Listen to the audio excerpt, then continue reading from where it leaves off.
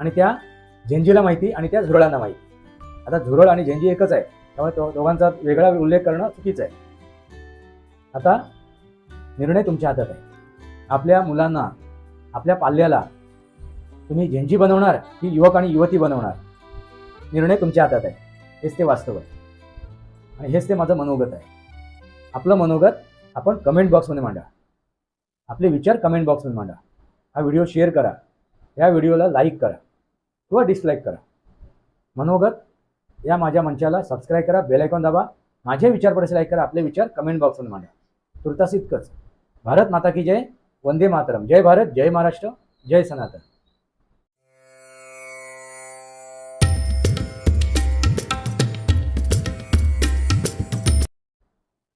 नमस्कार मित्रांनो, वंदे मातरम.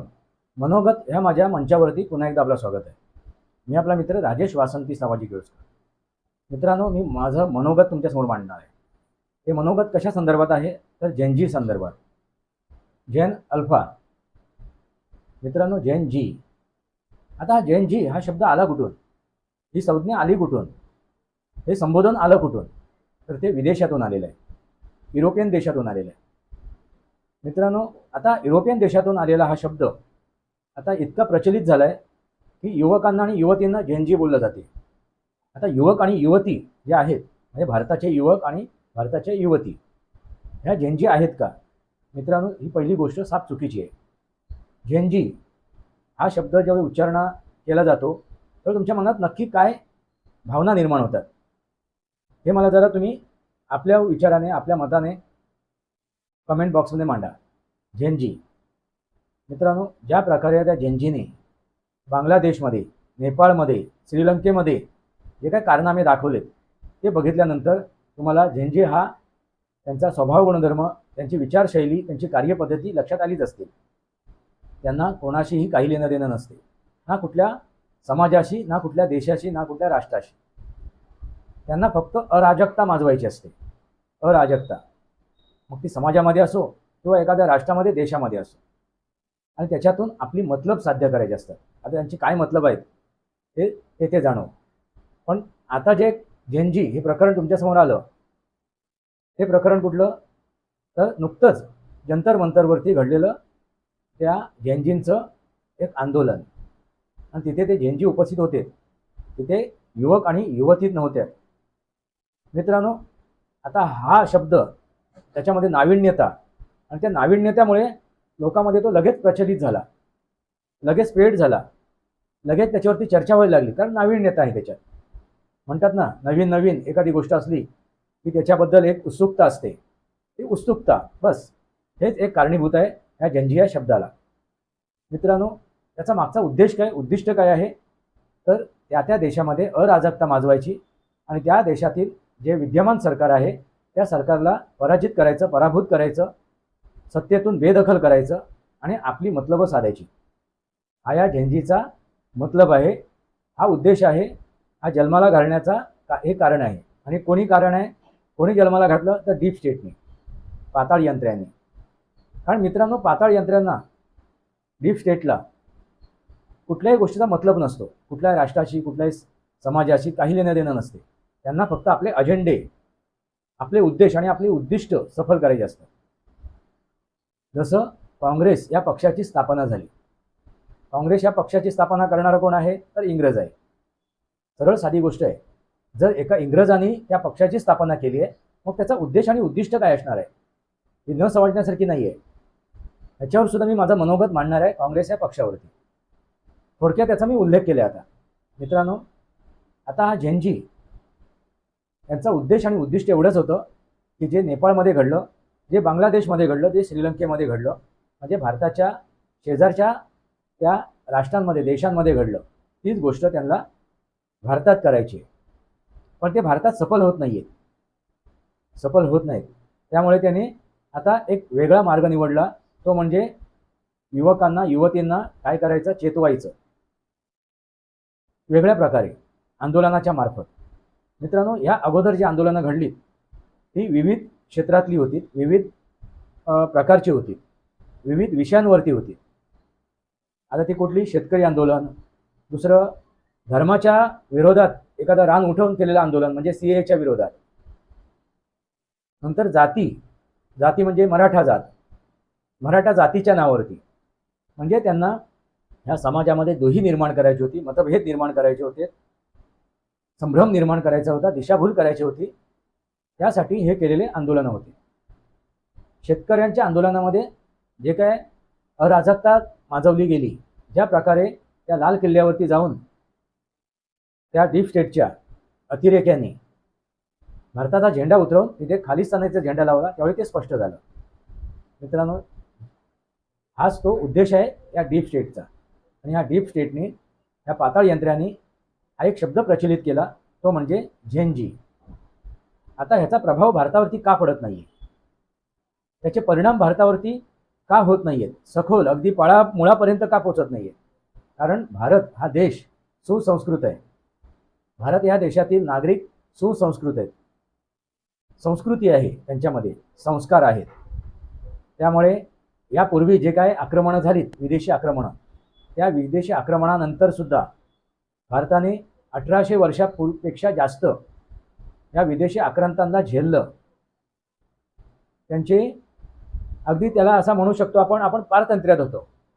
आता याला पारतंत्र्य म्हणू शकत नाही आपण, कारण आपली गळचेपी केली गेली होती, आपल्याला बोलायला मुभा मिळत नव्हती. त्याला कारण का, तर भारतातील मुठभर जे आहेत, जे आज तुम्हाला दिसत आहेत झेंजीच्या नावाने मुठभर, ते सूपभर यांच्यावरती हावी झाले होते. त्यावेळी काय होतं आपल्याकडे, त्यावेळी सोशल मीडिया नव्हती, त्यामुळे प्रत्येक तळागाळापर्यंत त्या गोष्टी पोचल्या जात नव्हत्या. पण आता सोशल मीडिया आहे. या सोशल मीडियाचा वापर या झेंजीचा प्रसार करण्यासाठी, प्रचार करण्यासाठी केला गेला. त्याच प्रसार माध्यमाने, त्याच सोशल मीडियाने, त्या सामाजिक माध्यमाने वास्तवसुद्धा समोर आणलं. लक्षात आलं का? वास्तवसुद्धा समोर आणलं. आणि त्याच्यामुळेच आता त्यांना ज्या पाळमुळं रुजवायची आहेत या देशात, अराजकता माजवायची आहे, ते माजवू शकत नाही. त्यांच्याच हत्याराचा वापर वर्तमान सरकारने सकारात्मक केलेलं आहे.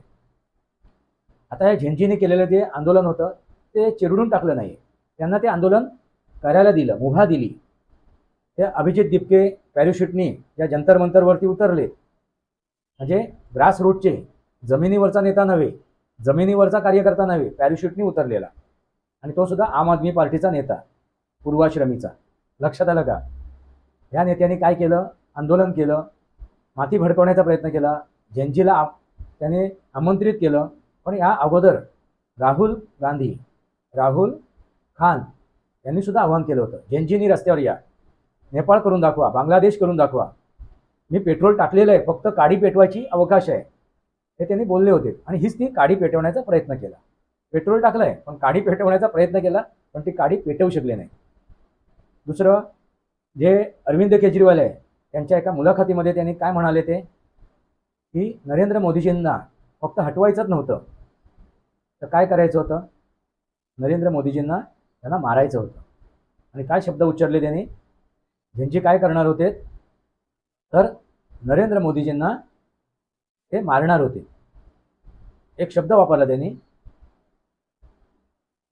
मित्रांनो, तो शब्द आठवला की मी त्याचा उच्चार करीन, ते तुमच्या लक्षात आलं असेल. नक्की यांना काय करायचं होतं, नक्की यांना संसदेवरती जाऊन काय करायचं होतं, हेच करायचं होतं. अराजकता माजवायची होती, एक दोघांचा बळी घ्यायचा होता. आणि जी काय बळी गेल्यानंतर, त्यांची हत्या झाल्यानंतर, त्यांना त्याच्यावरती आपल्या भाकऱ्या भाजायच्या होत्या. लक्षात आलं का? पण ते साधू शकले नाहीत. नरेंद्र मोदीजीने अगदी टप्प्याटप्प्याने त्या सर्व गोष्टी हाताळल्या. त्यावेळी नीटची परीक्षा घेतली गेली, ती परीक्षा घेतली गेली त्यावेळी जे काय त्या दरम्यान जे काय पेपर लीक झालं, पेपर फुटी झाली, त्यानंतर हे प्रश्न उपस्थित केले. आणि झेंजीला, युवकांना, युवतीला काय केलं, त्यांच्यात विष टाकण्याचा प्रयत्न केला, विष कालवण्याचा प्रयत्न केला. पण नरेंद्र मोदीजींनी अगदी प्रसंगावधान धरून ती परीक्षा परत एकदा केली. ती नीटची परीक्षा कॅन्सल केली आणि परत एकदा परीक्षा घेतली गेली. परीक्षा घेऊन त्याचा रिझल्टसुद्धा लागला. त्या युवकांना, युवतींना, त्या विद्यार्थ्यांना, विद्यार्थिनींना प्रवेशसुद्धा मिळाला, ॲडमिशनसुद्धा घेतलं. म्हणजे पहिला तो मुद्दा त्याने रद्दबातल ठरवला. त्याच्यावरती चर्चा करण्याचा प्रश्नच उरला नाही. त्या परीक्षेबद्दल, ज्या परीक्षेचा पेपर फुटला, आता प्रश्न काय उपस्थित केल्यानंतर की धर्मेंद्र प्रधान शिक्षण मंत्री यांनी राजीनामा घ्यावा, पण ते थोडं टाळलं गेलं. राजीनामा घेणं हा त्यावेळीचा पर्याय नव्हता, म्हणून ते थोडे दिवस टाळलं गेलं. पाहिलं त्याने की आणखीन पुढे कुठपर्यंत हे जात आहे, कुठल्या थराला जात आहे. मग अभिमन्यूला जसं त्या चक्रव्यूहात पाठवण्यात आलं, तसंच अभिमन्यूसारखाच हा एक बळी दिला गेला त्या चक्रव्यूहात पाठवून, तो म्हणजे धर्मेंद्र प्रधान शिक्षण मंत्र्यांचा अभिमन्यू. कारण कायदे नियम तोडायचे होते, आणि हे कायदे नियम कोणी तोडलेत तर ह्याच झेंजीने, ह्याच अभिजित दिपकेने, त्याच कॉक्रोच जनता पार्टीने आणि त्यांच्यासोबत असलेले त्यांचे ते समर्थक. आता त्यांचे समर्थक कोण होते? हळूहळू ते बाहेर पडलेत कोक्रोच. लक्षात आलं का? एक एक कोक्रोच बाहेर पडला. झेंजी म्हणजे कोण तर कोक्रोच, तो झुरळ एक एक बाहेर पडला. मग ते राहुल गांधीपासून अरविंद केजरीवाल, ते यादव, अखिलेश यादव, डिंपल यादव, नंतर बॉलिवूडमधले ते नसरुद्दीन शहा, ते आझमी, शबाना आझमी, असे एक एक झुरळ बाहेर पडले. आणि त्या झुरळाने आपली उपस्थिती तिथे दर्ज केली. त्याच्यात महाराष्ट्रामधून सुद्धा एक झुरळ गेला होता. तो झुरळ कोणता? म्हणजे 2 झुरळ गेले होते. त्या झुरळामध्ये एक झुरळ कुठला आहे तर शरद पवार, आणि दुसरा झुरळ कुठला तर उद्धव ठाकरे. मित्रांनो, त्यांनी ती उपस्थिती दाखवली, म्हणजे हे झुरळ आहेत, त्यांनी ते स्पष्ट स्वीकारलं, मान्य केलं. झेंजी म्हणजे झुरळ. लक्षात आलं का? मग आपल्या देशामध्ये झुरळ आहेत का की युवक आणि युवती आहेत? तुम्ही स्पष्ट करा मित्रांनो. आपल्या देशात युवक आणि युवती आहेत, आणि हे कुठे सिद्ध झालं तर झारखंडमध्ये, त्या रांचीमधील त्या आंदोलनामध्ये युवक आणि युवती आहेत. आणि तिथे त्यांनी केलेलं जे आंदोलन आहे ते जगालाच नव्हे, देशालाच नव्हे, तर जगाला एक मार्गदर्शन करणार आहे. आंदोलन कसं असावं, आंदोलनाची काय मार्ग असावा, काय रोड मॅप असावा, काय संस्कार असावे, काय संस्कृती असावी. लक्षात आलं का? मग जे जंतर मंतरवरती जे घडलं, जे झेंजीने घडवलं, ते झेंजी म्हणजे विदेशींनी, त्या युरोपियन देशांनी निर्माण केलेली किंवा जन्माला घातलेल्या एक कोक्रोच, एक झुरळ. मग तुम्ही झेंजी आहात का? जे युवक युवती हा माझा व्हिडिओ ऐकणार असतील, पाहणार असतील, त्यांना मी प्रश्न केला, मग तुम्ही झेंजी आहात का? माझ्या मते या देशामध्ये झेंजी नाही आहे, तर तो कोण आहे? युवक आणि युवती आहे. आणि ते स्पष्ट झालेलं आहे. झेंजीचा अर्थ तुम्हाला कळला, झेंजीचा उद्देश तुम्हाला कळला, उद्दिष्ट कळलीत का? काय तर गटारामधून, त्या नाल्यामधून, त्या उकिरड्यावरून जो चांगल्या ठिकाणी प्रवेश करतो तो झुरळ, म्हणजे तुमच्या किचनमध्ये, स्वयंपाकघरामध्ये तो प्रवेश करतो तो झुरळ. मग तो काय करतो? आरोग्य बिघडवतो. आणि हेच आरोग्य बिघडवण्याचं काम त्या झेंजीने केलेलं आहे, त्या झुरळाने केलेलं आहे. मग तुमच्या लक्षात आलं असेल, झेंजी आहात का? आता पालकाने त्यांच्यावरती संस्कार केलेत नाही केलेत त्यांचं त्यांना माहिती, त्या पालकांना माहिती, आणि त्या झेंजीला माहिती, आणि त्या झुरळांना माहिती. आता झुरळ आणि झेंजी एकच आहे, त्यामुळे दोघांचा वेगळा उल्लेख करणं चुकीचं आहे. आता निर्णय तुमच्या हातात आहे. आपल्या मुलांना, आपल्या पाल्याला तुम्ही झेंजी बनवणार की युवक आणि युवती बनवणार, निर्णय तुमच्या हातात आहे. हेच ते वास्तव आहे, आणि हेच ते माझं मनोगत आहे. आपलं मनोगत आपण कमेंट बॉक्समध्ये मांडा, आपले विचार कमेंट बॉक्समध्ये मांडा. हा व्हिडिओ शेअर करा, या व्हिडिओला लाईक करा किंवा डिसलाईक करा. मनोगत या माझ्या मंचाला सबस्क्राईब करा, बेल आयकॉन दाबा, माझे विचार पडसे लाईक करा, आपले विचार कमेंट बॉक्समध्ये मांडा. तुर्तास इतकंच. भारत माता की जय, वंदे मातरम. जय भारत, जय महाराष्ट्र, जय सनातन.